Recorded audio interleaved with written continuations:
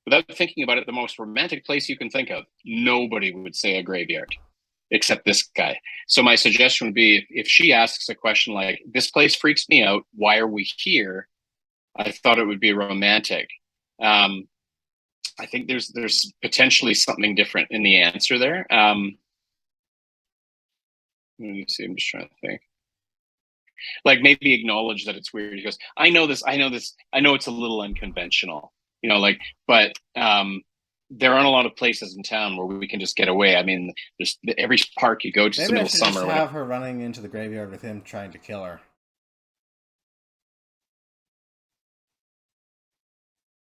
Sure, if you want to do that, yeah. If you want to do that, I mean that's less interesting to me than what you have going on here. But if you want it just to be a man chases a woman through a graveyard, yeah, that could work. So you don't need a story. Sorry, I'm really starting to hate this scene of my own book because we did this when it was a script.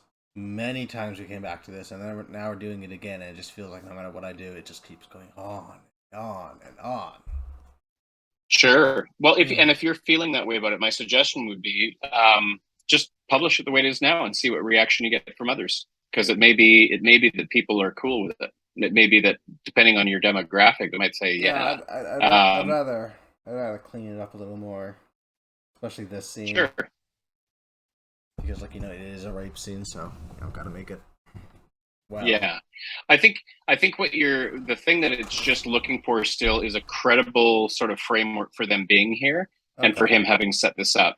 So my suggestions are just just to keep it real simple are something along this line, unless a different, better idea comes along.